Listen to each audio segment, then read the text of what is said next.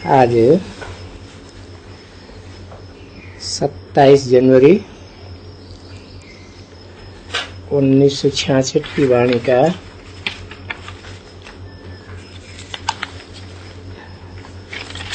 दूसरे पेज का कुछ हिस्सा बचा हुआ है। अधूरी मुरली थी।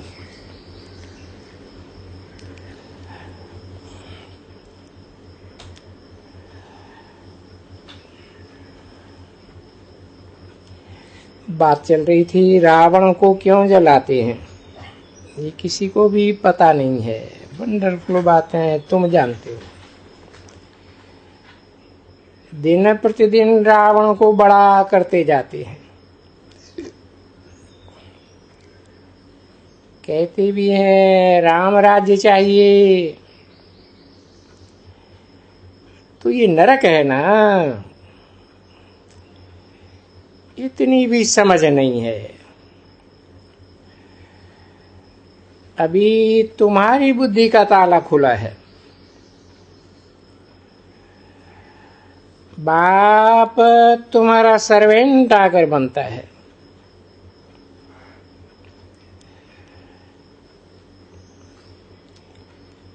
बेहद का बाप, आत्माओं का बाप कितना निरहंकारी है बहुत ऊंच ते ऊंच।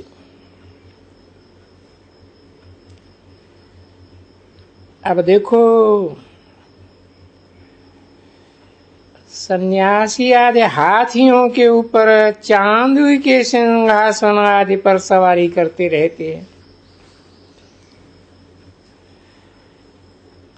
तो क्या उनको सन्यास व त्याग कहा जाता है? तुम बच्चे बुद्धि से जानते हो कि ये तुम्हारा पुराना शरीर है और दुनिया भी छीछी है। अब अपन को नई दुनिया में जाना है।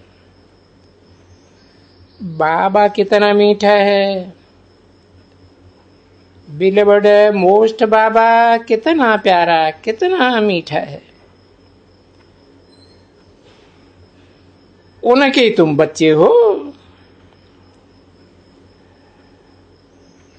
तो बच्चों को भी ऐसा प्यारा मीठा बनना चाहिए। अगर छिप छिप कर कोई भी बेकायदे काम करेंगे तो बहुत दंड भोगना पड़ेगा। कोई बुरा काम करते हैं तो दिल खाती है, शराब पीते हैं व काला मुंह कर देते हैं तो अंदर में दिल खाती है। ब्राह्मण कुल को कलंक लगाए देते हैं। इसलिए बाप डोरा पा देते हैं। देखो तुम फिर काला मुंह कर देते हो। तुमको बहुत परहेज में रहना चाहिए। जो कोई तकलीफ होती है तो सर्जन से राय लेनी चाहिए। सभी पेशेंट हैं, सर्जन एक है। उससे आकर पूछो ये डिफिकल्टी है, इसे मैं क्या करूं। हर एक की अलग अलग बीमारी है। श्रीमत लो, बाबा समझाएंगे इस सर्कमस्टांसेस अनुसार तुम ऐसे करो। तुम मिलिट्री में हो तो युक्ति से चलना है। आज का प्रातः क्लास है 29 जनवरी 1966 बम्बई। रिकॉर्ड चला है तुम्हें पाके हमने जहां पा लिया है। ओम शांति। ये है मीठे मीठे रूहानी बच्चे और रूहानी बाप।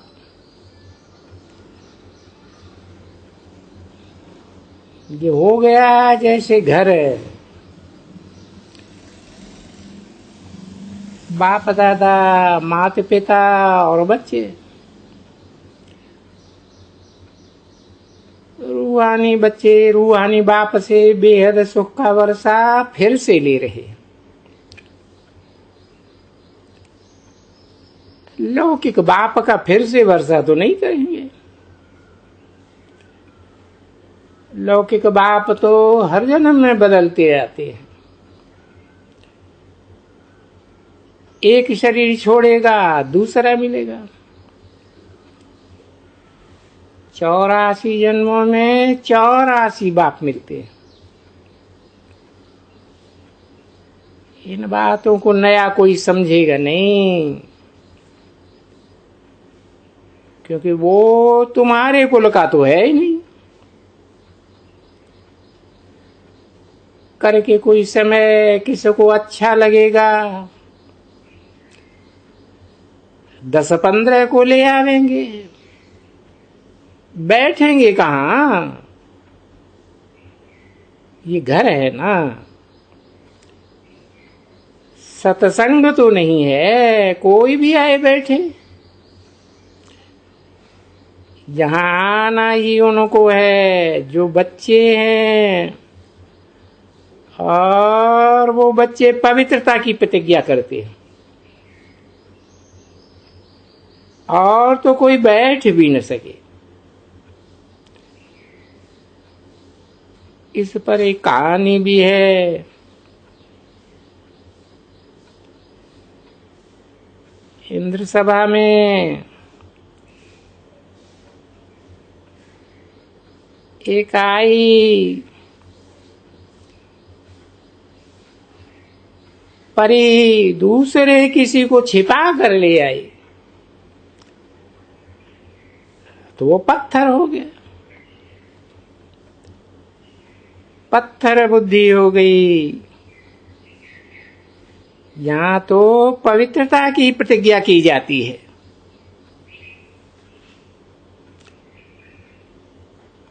छिपा कर ले आई, बाप को पोता मिल तो दिया नहीं।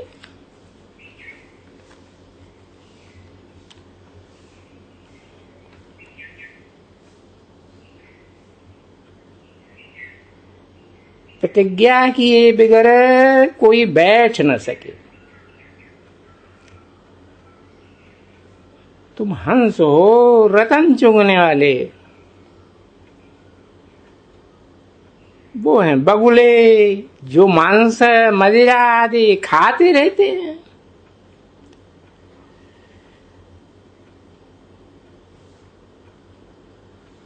तन से मन से खाते रहते हैं। वो यहां बैठ नहीं सकते, भाग जाएंगे। अगर छिप कर आए बैठते हैं तो पत्थर बुद्धि बन पड़ेंगे। दैवी घराने में तो आ ही नहीं सकते। यहां तो तुम कहते हो हम सूर्यवंशी बनेंगे, मम्मा बाबा हम आपके तख्त नशीन बनेंगे।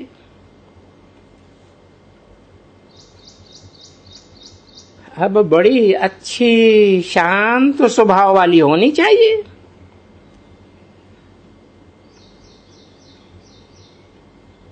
घड़ी घड़ी लाल चेहरा हो जाता है। कोई के भी घर में कलेश न हो, परंतु शूद्रों के साथ ब्राह्मण रहेंगे तो कलेश जरूर होगा।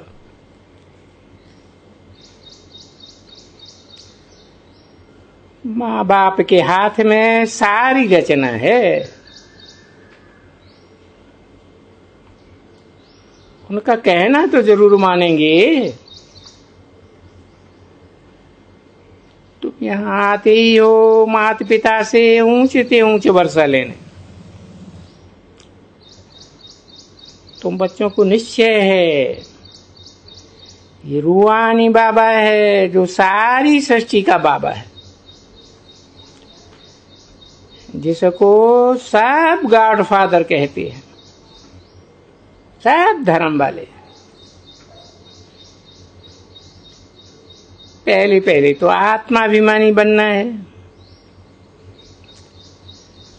ये तो तुम जानते हो कि आत्मा और शरीर अलग अलग चीज है। आत्मा एक शरीर से निकल जाए दूसरा शरीर लेती है। हम आत्मा हैं, तुम बच्चे तो जानते हो। बाबा इसमें आया हुआ है जिसको सारी दुनिया याद करती है, जिसके सभी आत्माएं बच्चे हैं, परंतु जानते नहीं हैं सिवाय तुम्हारे।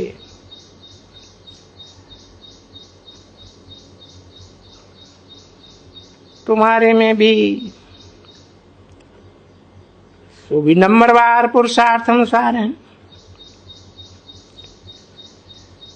तुम घड़ी घड़ी देह अभिमानी हो जाते हो, इसलिए झरमुई झगमुई की किसको को थप्पड़ मारा, ये किया, उसमें लग जाते हो।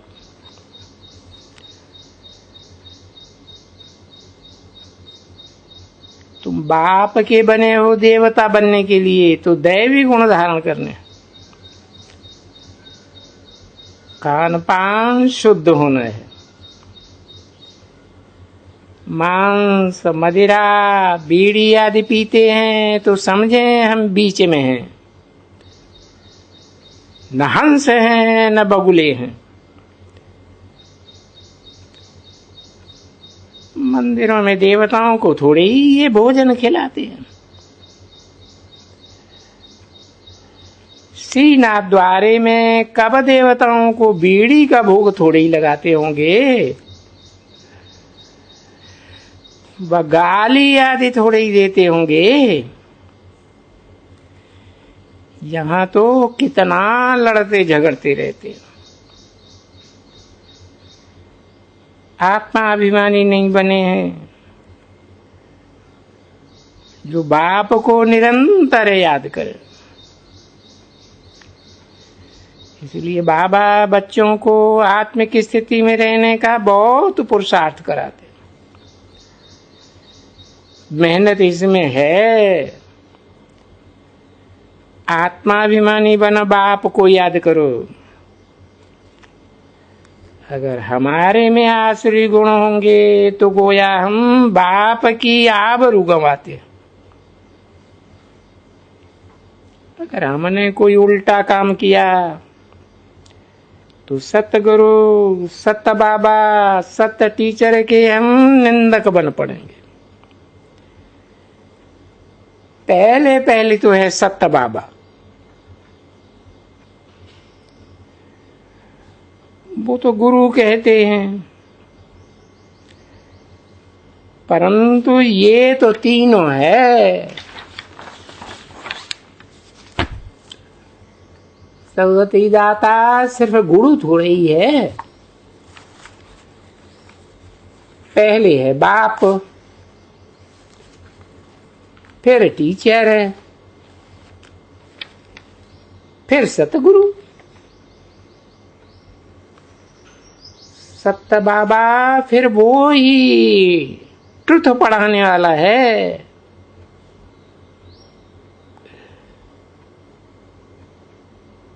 और वो ही ट्रुथ साथ में ले जाने वाला है।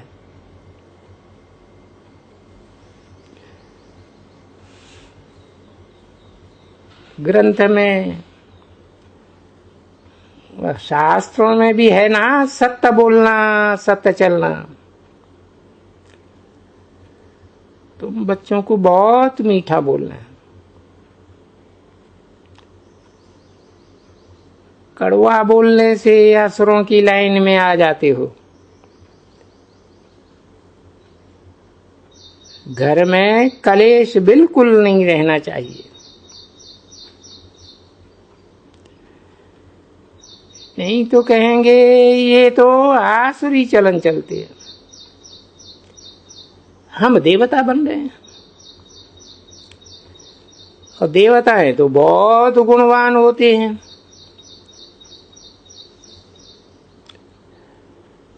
बाबा देखते हैं बहुत अच्छे अच्छे अनबन हो जाती है। उनके घर में भी कुछ न कुछ माया खिट दे अभिमान की खिट चलाती है। और लिस्ट निकालें तो उसमें सब आ जाएंगे। बाप समझाते हैं, तुम हो रूहानी बाप के बच्चे।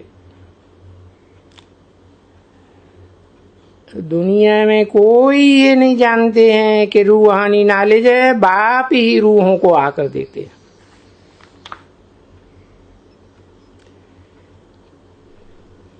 रूह बाबा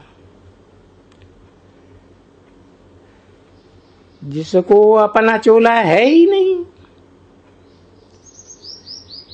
फिर चोला धारण कर और नॉलेज देते हैं। सिवाय उनके और तो कोई दे ही नहीं सके।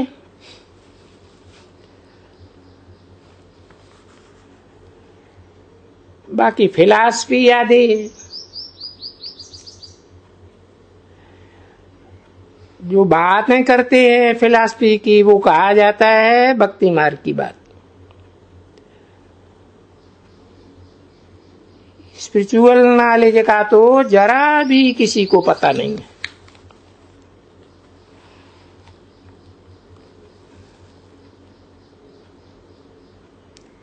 सिर्फ कह देते हैं स्पिरिचुअल नॉलेज, परंतु स्पिरिचुअल फादर को ही नहीं जानते हैं। वो आत्मा सुप्रीम है, इसलिए परमपिता परमात्मा कहा जाता। वो कब जन्म मरण में नहीं आते। निराकार का अर्थ भी नहीं समझते हैं।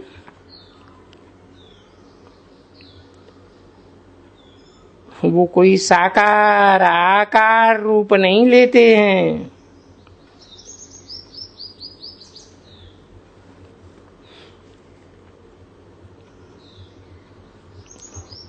ओम शांति।